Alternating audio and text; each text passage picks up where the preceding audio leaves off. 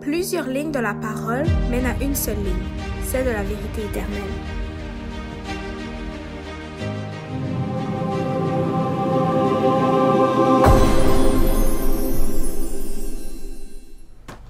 Bonjour à tous et bienvenue encore une fois dans cette émission Allons à l'école du sabbat.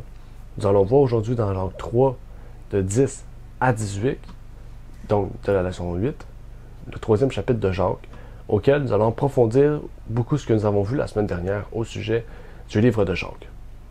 Donc si vous ne vous rappelez pas de ce que nous avons vu la semaine dernière, je vous prie d'aller voir, de comprendre pour bien vous remettre dans l'idée de ce chapitre et nous intégrer bien ce que ce chapitre veut nous faire comprendre. Je vous invite aussi à pouvoir prendre votre Bible en main, à prendre aussi votre leçon de l'école sabbat pour que nous puissions vraiment comprendre, voir et explorer ce que ces versets auxquels nous avons vu cette semaine veulent nous faire comprendre, peut-être nous faire découvrir, nous donner encore plus de sagesse, nous donner davantage l'Esprit du Seigneur et nous détourner du malheur, détourner de la chair et nous détourner donc du mal pour se tourner vers le bien. Puisses-tu donc partir en bien et que Dieu bénisse tous ceux et celles qui écouteront cette émission. Et donc, je vous souhaite non seulement bonne écoute, mais bonne leçon de l'école du sabbat.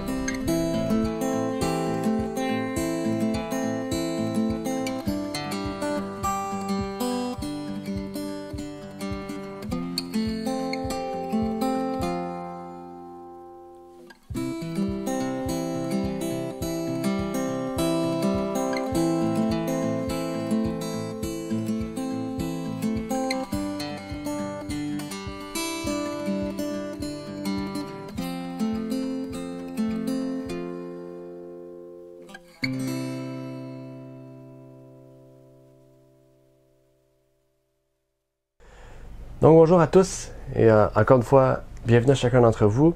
Donc aujourd'hui, nous allons avancer dans cette leçon numéro 8, si je ne me trompe pas. Nous sommes rendus à la leçon numéro 8, exactement. Leçon numéro 8. Et donc dans cette leçon, on va avancer deuxième chapitre, deuxième partie du chapitre 3. Et donc la dernière partie aussi de ce chapitre 3, auquel on nous parlait vraiment de ce que Jacques voulait nous révéler au sujet de ces versets. Donc avant de commencer, j'aimerais vous inviter aussi à pouvoir vous abonner, partager cette vidéo pour que les gens puissent connaître l'école du sabbat, qu'ils puissent se le procurer et qu'ils puissent le faire. Puisque en cette année 2021, que nous venons de passer, nous avons eu vraiment un grand nombre exponentiel de personnes qui ont commencé et continué, on pourrait dire, de faire cette école du sabbat-là. Et ce qui est intéressant, c'est que justement le nombre a doublé en une année. Et donc nous sommes aujourd'hui à un peu plus de 120 ou 160, si je ne me trompe pas, de personnes qui font l'école du sabbat, donc soit en format papier, soit en PDF à travers le monde. Donc c'est un nombre qui a doublé. Okay? Et donc on vous encourage à continuer cela, puisque par cette école du sabbat-là, notre but n'est pas justement de faire connaître le ministère, mais de faire connaître la vérité de la parole de Dieu telle qu'elle nous est révélée. Et surtout la maison d'édition qui nous permettra donc de pouvoir continuer peut-être à donner des ouvrages de celui-ci et d'autres ouvrages auxquels, au cours de cette année 2022, nous aimerions pouvoir préparer et continuer de propager à travers le monde. Donc, pour ceux et celles qui ont des questions, bien sûr, dans cette vidéo-là, si vous avez des questions avec ces versets, vous pouvez les poser dans cette vidéo. Sinon, vous pouvez nous contacter aussi par email à contact@ligne-sur-ligne.ca et nous pourrons répondre à toutes vos questions, que ce soit des ajouts de fonctionnalités, que ce soit une question générale biblique auquel on pourra peut-être faire une émission si cela s'impose, ou si vous avez des questions au sujet de divers autres sujets en lien avec le ministère ou l'Église, ou etc., ou même si vous voulez faire une église de maison, etc., le ministère est ouvert vraiment pour tous ceux et celles qui sont dans le besoin et qui cherchent réellement le Seigneur pour se préparer au second retour du Christ. Avant de commencer, j'aimerais donc pouvoir faire une prière et par la suite, on pourra entamer dans cette leçon de l'école du sabbat. Donc, courbons la tête et prions. Notre Père qui est aux cieux, j'aimerais te prier, Seigneur, te remercier de nous permettre aujourd'hui, Seigneur, d'être réunis de pouvoir voir et de pouvoir comprendre ce que tu veux nous révéler, Seigneur, à ce propos. Puisses-tu nous bénir et puisses-tu nous, non seulement toutes ces choses, mais tu puisses, Seigneur, nous ouvrir les yeux sur ces vérités, sur ta parole. Que tu puisses donc nous révéler ce que tu veux nous permettre de comprendre dans ces versets.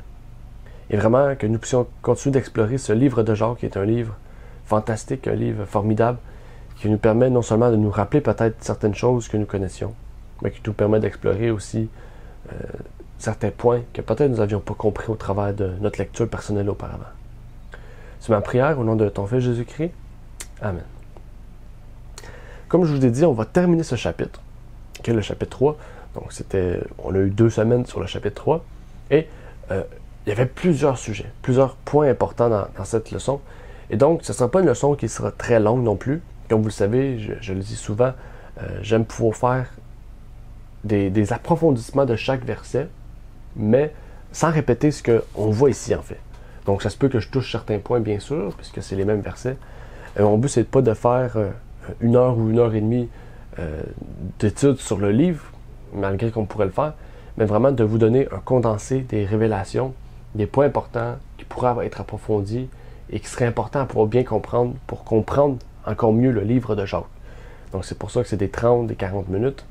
Et on espère peut-être un jour pouvoir retrouver des duos, peut-être des trios, donc où est-ce qu'on pourra explorer le livre de Jacques avec d'autres points de vue, des opinions ou des explications différentes qui viendraient donc apporter une joie, une expérience dans cette émission. Pour commencer, on va prendre le verset 10, bien sûr, parce que c'est le premier verset qu'on a à discuter aujourd'hui. Et dans ce verset 10-là, on nous dit que, justement, relié à la semaine dernière, que de la bouche sort la bénédiction et la malédiction. On avait, si vous vous rappelez, la semaine dernière, introduit ce sujet-là, qui n'était pas tout le sujet, qui n'était pas surtout tout le chapitre, mais on l'avait introduit à la fin des versets qu'on avait étudiés, et on va le continuer maintenant, aujourd'hui. Jacques nous révèle ici cette incohérence de la nature humaine. De la nature humaine qui connaît le péché, en fait. Depuis qu'il connaît le péché, à savoir de bénir et de maudire de la même bouche, de la même langue. Jacques nous dit justement que non seulement c'était pas le but principal de la langue, on pourrait dire le but qui était pour lequel il était créé, et dans la leçon vous pourrez voir Proverbes, etc., les notes auxquelles on en parlait, mais Jacques nous dit aussi que c'est pas bien. Donc, en ce moment, il faut savoir que oui, on n'était pas été créé pour ça, mais il faut savoir que c'est pas bien. Et ça, c'est le plus important. Que cela n'est pas bien. Et le verset est précisé que c'est pas seulement que ce n'est pas bien. Il y a quelque chose de plus. Qui, en fait, Dieu veut nous pousser par Jacques à vraiment une réflexion et à demander à Dieu, l'Esprit de Jésus-Christ, pour que nous puissions vraiment bien contrôler notre langue. Et nos pensées aussi. Et dans la leçon, si vous vous rappelez, il y a une note de l'éditeur, une note qu'on a rajoutée, puisque vraiment, dans la version Darby, c'est la seule version française qui nous décrit bien ce verset. Vous pourrez dire, dans les autres versions, la structure est presque similaire. Elle est presque similaire. Mais les pronoms, les déterminants, les adjectifs, les adverbes, etc., tous ces mots sont placés d'une façon auquel seule la version Darby se rapporte réellement à la signification auquel la note voulait nous apporter.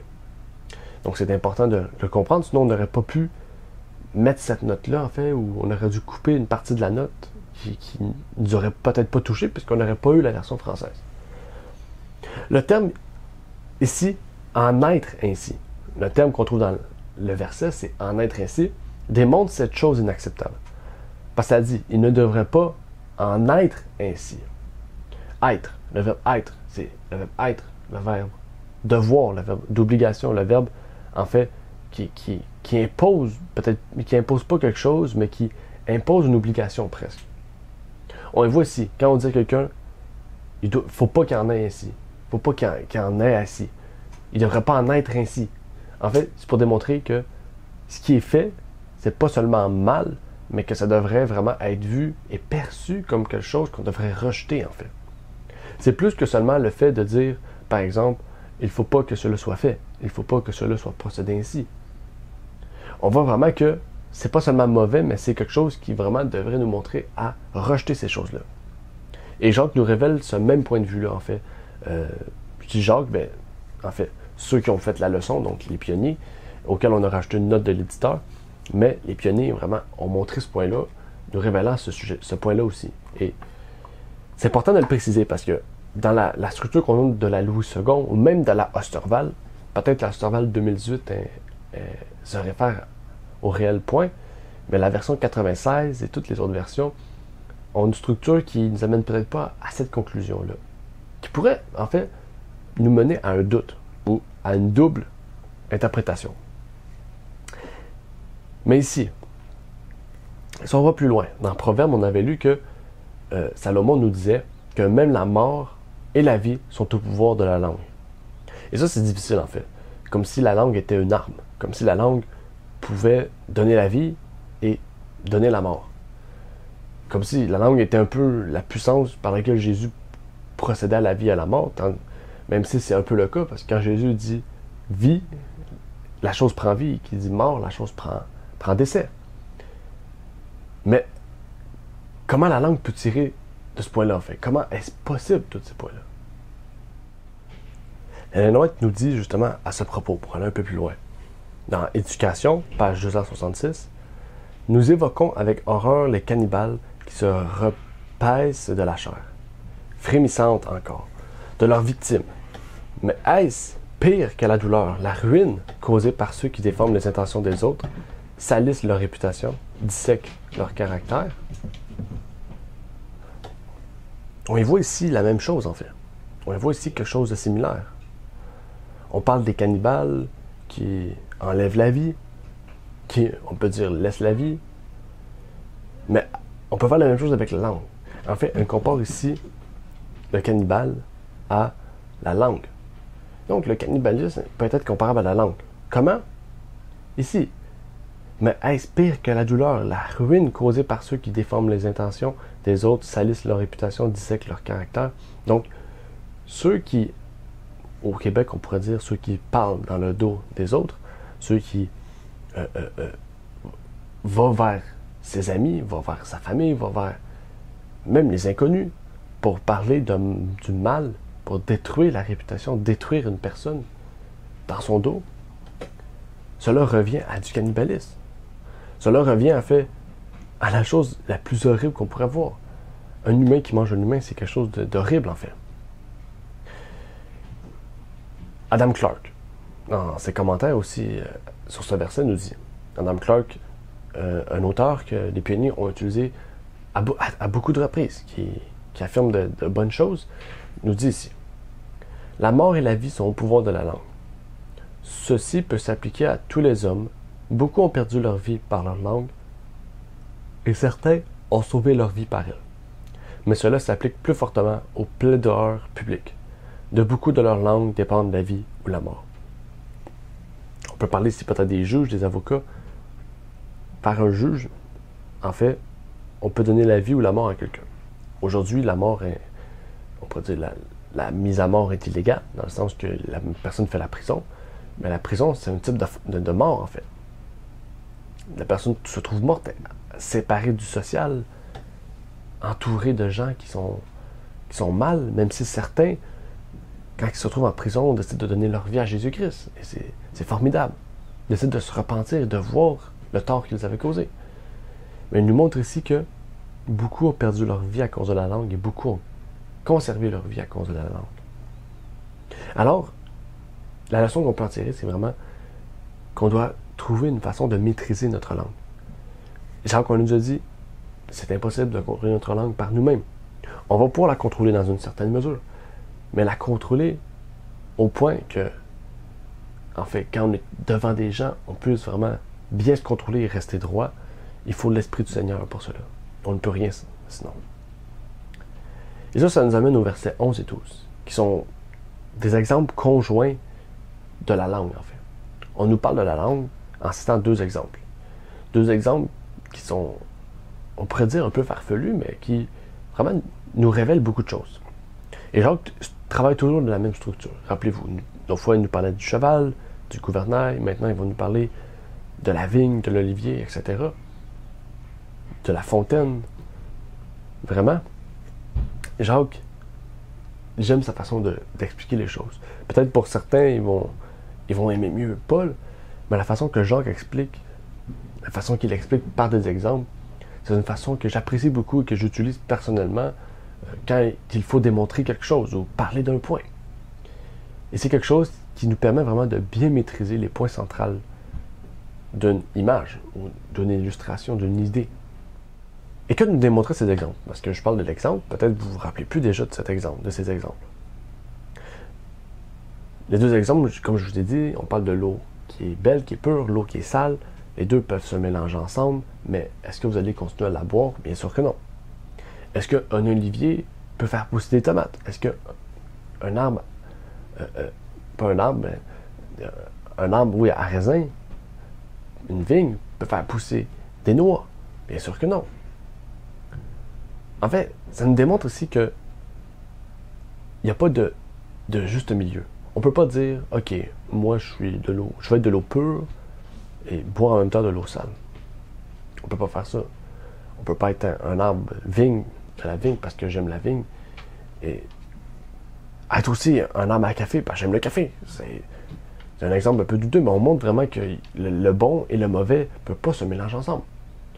C'est comme si dire, je veux être un arbre à fraises et être un arbre auquel on fait du tabac. On voit vraiment qu'il y a une incohérence dans ça. On ne peut pas être le bien et le mal. Ces exemples nous montrent bien que par notre langue, soit nous sommes des enfants de Dieu, soit nous sommes des enfants de Satan. On ne peut pas être les deux. On ne peut pas être trois choix non plus. Au centre et droite ou gauche. On est soit droite ou gauche, soit froid ou chaud. Oui, bien sûr, le tiède existe. Oui, bien sûr, la position du milieu existe. Mais la position du milieu est pire que les deux extrêmes. C'est ce que nous révèle l'Apocalypse. Ici, ça m'a fait penser tout de suite à ces gens qui, justement, portent un masque. On dit souvent cela, on utilise souvent cette expression-là. Mais par exemple, des gens qui participent à toutes les réunions de sabbat, qui est présent peut-être, comme nous, par exemple, on a des réunions le lundi d'un groupe de prière, le mercredi d'un groupe de partage, le samedi, on a le sabbat, l'après-midi, on a une étude biblique. Par exemple, cette personne-là est présente à toutes ces réunions-là. Mais participer à ces réunions-là ne fait pas de la personne un meilleur chrétien. En fait, c'est des réunions auxquelles on va rencontrer entre frères et sœurs, on va rencontrer Dieu. En fait, c'est un endroit de socialisation, un endroit de joie. Mais ce n'est pas un endroit auquel la foi va se construire, vous comprenez ce que je veux dire. La foi, c'est quelque chose de personnel, auquel on construit premièrement seul avec Dieu et qui se révèle envers les autres. Mais certaines personnes vont participer à ces réunions-là et pourtant, dans leur maison, dans leur demeure, c'est tout le contraire de ce qu'ils démontrent en public, devant les chrétiens ou même devant les non-chrétiens. Et ça, j'ai vu beaucoup de personnes comme ça, que devant les chrétiens, ils paraissent bien, devant les non-chrétiens, ils paraissent bien. Et c'est ça l'inverse. Devant les chrétiens, oui, on doit paraître bien. À la maison, on doit paraître bien. Mais devant les non-chrétiens, on doit paraître comme quand on est avec les chrétiens et à la demeure. En fait, tout commence à la maison. Tout commence à la foi, au centre même. La demeure, c'est le centre même de la foi. Par exemple, une maison qui est propre et bien organisée va recevoir une église propre et bien organisée, pour le cas du pasteur. Une famille qui a des bons fondements à la maison va avoir des bons fondements à l'extérieur. Tout commence par cela. Et donc, pour l'homme, tout commence de l'intérieur avant de se refléter à l'extérieur. Parce que sinon, la personne va flancher. Il va participer à toutes les réunions pendant peut-être des mois. Et un jour, il va tomber et ça ne sera pas parce qu'il n'aura pas participé aux réunions. C'est parce qu'il n'aura jamais vraiment travaillé sa foi intérieure. C'est un chrétien, on pourrait dire, qui porte un masque, un chrétien à double visage, un chrétien qui démontre une fausse piété. Et c'est l'avertissement de Timothée qui nous dit de ne pas avoir de fausse piété. En fait, il en renie ce qui fait la force. Et c'est la vérité, une pratique de la vérité. Le verset 13 nous dit, en lien avec ces choses, le verset 13 nous rappelle justement la question d'il y a d'une semaine. Rappelez-vous la question d'il y a d'une semaine, donc la semaine passée. On avait parlé de la foi et des œuvres liées avec la langue. On avait vu que si les œuvres ne reflètent pas la sagesse, la douceur, en fait, toute la liste qui est révélée au verset 17, alors il y a un problème avec notre langue. On avait parlé de ça la semaine dernière. On avait vu que, en fait, nos œuvres reflètent notre rapprochement avec Dieu, on pourrait dire. On pourrait dire notre niveau d'approchement avec Dieu. Et la langue, en fait, est une des facultés aussi. Dans les 10 commandements, par exemple, on peut commettre un meurtre par notre langue, on peut mentir par notre langue, etc. Dans les 10 commandements, la langue est un fait aussi. On peut justement dire de faux témoignages avec notre langue, blasphémer contre Dieu avec notre langue. Et au Québec, les gens sont forts pour ça. Au Québec, les gens sont forts pour blasphémer contre Dieu avec la langue.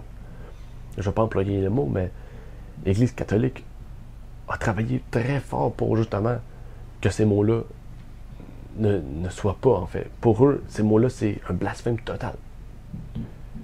Et justement, le Québec se révolte de l'Église, de la religion, en disant ces mots. Parce que ces mots, c'est tous des mots qui viennent de l'Église catholique. Et donc, ils se révoltent en disant ces mots. En fait, c'est le problème du Québec, c'est que le Québec était tellement religieux qu'aujourd'hui, il n'a plus du tout de religion, au point même de renier et de détruire tout lien entre l'État et la religion. Et au point même qu'il n'y a plus de raisonnement, il n'y a plus de morale, en fait, de morale juste.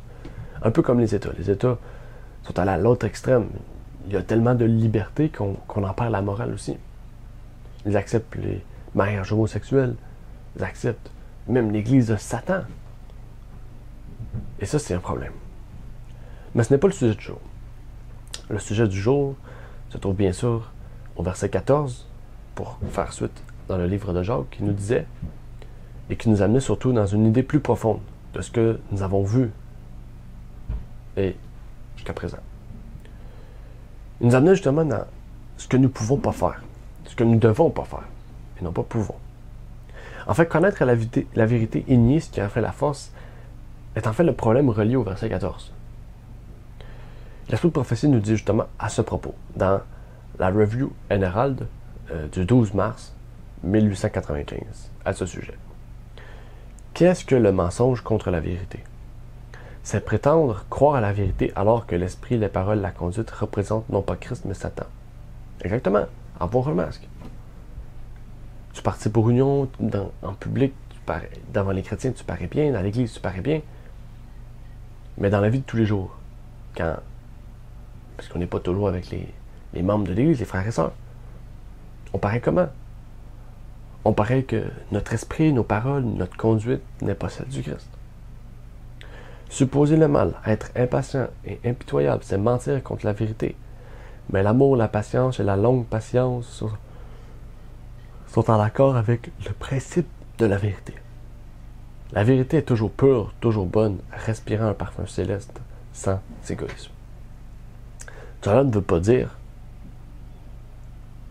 qu'en fait que parce qu'une seule fois vous avez perdu patience, vous êtes donc devenu impatient, vous détruisez la vérité. Non, bien sûr que non. Mais on parle ici d'une habitude continuelle. On parle en fait d'un mode de vie auquel que vous êtes souvent impatient, souvent impitoyable. Vous supposez le mal. Vous avez des paroles venant de Satan, une conduite venant de Satan, un esprit venant de Satan. En fait, que vous n'avez pas les habitudes que Christ nous demande d'avoir, mais les habitudes de Satan. L'inverse du Christ. En fait, cette habitude-là, c'est en fait ces habitudes que nous devons détruire, casser, pour vraiment nous conformer à l'image du Christ, à ce que Christ veut pour nous. Et le verset 17 nous décrit justement. Jacques, comme d'habitude, vous le savez, il nous donne toujours la solution. Le problème, qu'est-ce qu'il y en a, des exemples, une solution, etc. Il nous explique aussi même les exemples. Au verset 17, il nous explique la description de ceux qui ont la véritable sagesse et qui prônent la vérité. Dieu nous invite justement aujourd'hui à ne pas mentir contre la vérité. C'est important parce que mentir contre la vérité, c'est mentir contre Dieu lui-même, contre Jésus-Christ même. Ça nous amène vers la phase finale, du verset 15 à 18. Ces versets-là, je les ai mis ensemble, mais on va aller un peu plus loin pour que nous puissions bien comprendre chaque mot. OK? Chaque mot. Parce que si on comprend ces qualités, c'est des qualités, même les caractéristiques de la sagesse, de la véritable sagesse, la sagesse divine, comme on a vu jusqu'à présent, il nous faut les comprendre. En fait, Jacques nous donne ici la solution pour être un enfant de Dieu, un enfant du Christ. Et dans cette caractéristique-là de la sagesse, il y a 7 points. Les 7 points sont purs, paisibles, modérés, intraitables, impartiales, pleines de miséricorde et de bons fruits, sans dissimulation. Donc, il y a certains mots, je suis certain que vous comprenez. Sans dissimulation, par exemple, c'est sans mobile caché. Quelqu'un qui est franc, qui est transparent avec les gens, qui est honnête, et surtout qui est calme. Quelqu'un qui n'a rien à cacher aux gens. Impartial, c'est que quand il s'agit de la vérité, il n'y a pas de demi-mesure. Cela ne veut pas dire qu'il faut être rigide, parce que l'impartialité de Christ, c'est une impartialité qui est droit dans la vérité, mais qui démontre la vérité par amour, qui répond toujours avec amour. Pleine de miséricorde, justement, et de bons fruits. La miséricorde, c'est le souci du malheur d'autrui. Le bon fruit, on en parle souvent, les bons fruits, les fruits de l'esprit. On en a parlé de l'amour. Le premier, c'est l'amour agapé, etc. Traitable. Donc, quelqu'un avec qui on est capable de discuter. Pas quelqu'un avec qui on ne peut pas discuter parce que... En fait, il y a toujours quelque chose. Quelqu'un qui est chialeux, quelqu'un qui est incapable d'être discutable. Modéré. Quelqu'un qui est... Pas quelqu'un qui est capable de tolérer le mensonge. Mais modéré, quelqu'un qui n'est pas rigide. N'est pas même légaliste. Quelqu'un qui est capable de... avec amour, de reprendre son prochain. De tolérer, de voir, en fait, et de pouvoir laisser chacun sa liberté. Paisible, quelqu'un qui est calme, non seulement en parole, mais en esprit, en action, quelqu'un qui fait toutes ces choses avec la sagesse, justement, la sagesse. Et quelqu'un de pur, c'est quelqu'un qui, justement, va se trouver pur devant Dieu, va se trouver droit devant Dieu. On l'a dit, l'évangile pur et sans tache, c'est d'aider les orphelins, etc. Donc quelqu'un de pur, c'est oui, quelqu'un de pur qui est physiquement, quelqu'un qui est pur moralement, quelqu'un qui est pur aussi par notre santé. On pourrait aller plus loin, encore. Souvent, l'Église catholique parle des 7 péchés capitaux sans vraiment en comprendre le sens. La Bible, oui, parle de cette choses qui sont en abomination de Dieu. L'Église catholique a décidé d'appeler ça les 7 péchés capitaux. Mais ça me fait penser tout de suite à ces points-là, parce qu'il y a 2 7. Donc, dans Proverbe 6, 16 à 19, on nous dit: il y a 6 choses que hait l'Éternel, même 7 qui lui sont en abomination. Les yeux hautains, la langue fausse, les mains qui répandent le sang innocent, le cœur qui forme de mauvais desseins, les pieds qui se hâtent pour courir au mal, le faux témoin qui prononce des mensonges et celui qui sème des querelles entre les frères. Donc je ne sais pas si ces 7 points-là pourraient être reliés avec les 7 points de la sagesse, mais vraiment, si on les associe ensemble, je crois bien que il y a la démonstration de la véritable sagesse, mais la démonstration des commandements aussi, dans ces 2 points. Et je trouve ça important vraiment de pouvoir lier ces choses-là ensemble, et je vous prie de pouvoir élaborer, de pouvoir peut-être faire des recherches plus poussées à ce sujet, de pouvoir comprendre ces mots-là, de bien comprendre qu'est-ce qu'il en est, et de vous regarder dans le miroir, comme la Bible nous dit, le miroir de la loi, et de voir, est-ce que j'ai quelque chose que je dois demander à Dieu de me donner? Avec ces versets de Jacques, ça va nous mener à la fin de notre leçon, dans les commentaires bibliques, volume 7, Ellen White nous dit: celui qui ouvre son cœur aux suggestions de l'ennemi, en recueillant de mauvais pressentiments et en nourrissant de la jalousie, interprète, souvent de façon erronée, cette mauvaise intention, en la qualifiant de prévoyance, de discrimination ou de discernement particulier pour détecter la culpabilité et comprendre les mauvaises motivations des autres. Il considère qu'un don précieux lui a été accordé et il s'éloigne des frères avec lesquels il devait être en harmonie. Il monte sur le siège du jugement et ferme son cœur contre celui qui suppose être dans l'erreur, comme s'il était lui-même au-dessus de la tentation. Jésus se sépare de lui et le laisse marcher dans les étincelles de son propre feu. Un point important qui nous révèle beaucoup de choses en lien avec ces versets. On nous dit ici plusieurs choses en lien avec la langue, en lien avec la sagesse, en lien avec tout ce qu'on a vu. Je vous prie de porter attention à ce passage-là, de peut-être reculer la vidéo, de relire ce passage, de prendre compte de ces choses, et on va prier tantôt pour cela. Et ça nous amène justement à l'appel du jour. Ça m'a fait penser tout de suite à un chant. J'ai oublié le titre du chant, mais le chant nous dit soyons des ouvriers de paix et non de malheur. Soyons des ouvriers de paix et non de malheur. Oui, bien sûr, l'épée est à double tranchant. Mais nous, ce que nous voulons, c'est apporter la paix, détruire le mal. Mais les orgueilleux vont s'attacher au mal. Et c'est là, en fait, que l'épée, la parole, va trancher le bien et le mal. Nous devons être cette épée. Parce que la parole, sans témoin, n'est rien. Nous sommes les témoins du Seigneur. Nous sommes ceux par lesquels Dieu nous appelle à prendre la parole, à partager la vérité, à trancher le bien et le mal, et que tout le monde, en fait, puisse prendre une décision avec la sagesse de Dieu, bien sûr. Nous devons faire toutes ces choses. La paix et la liberté se trouvent en Jésus-Christ et en nulle autre personne. J'aimerais maintenant pouvoir prier avec vous, demander à Dieu de pouvoir nous bénir et de nous permettre d'acquérir cette sagesse. Parce que j'espère que c'est le désir de tous ceux et celles qui nous écoutent aujourd'hui. Prions. Notre Père qui est aux cieux, j'aimerais te remercier, Seigneur, pour te demander de nous pouvoir nous permettre d'avoir cette sagesse. En fait, par ta parole, tu nous fais la promesse que nous pouvons l'acquérir. Tu nous fais la promesse que nous pouvons la rechercher. Tu nous donnes la façon de l'acquérir. Tu nous donnes Jésus-Christ qui nous permet par son esprit de pouvoir l'acquérir. Et donc aujourd'hui, j'aimerais pouvoir inviter les gens aussi à pouvoir rechercher cette sagesse. Fuir ces abominations qui est écrit dans le Proverbe. Et de pouvoir s'attacher justement à la langue qui, non pas rend malheur aux autres, mais qui rend les béatitudes, les bénédictions aux autres. Puis notre langue puisse bénir le nom du Seigneur, qu'il puisse bénir notre prochain, qu'il puisse bénir notre famille, qu'il puisse bénir notre couple, qu'il puisse bénir nos frères et nos sœurs dans l'Église, qu'il puisse être une bénédiction pour ceux qui nous entourent.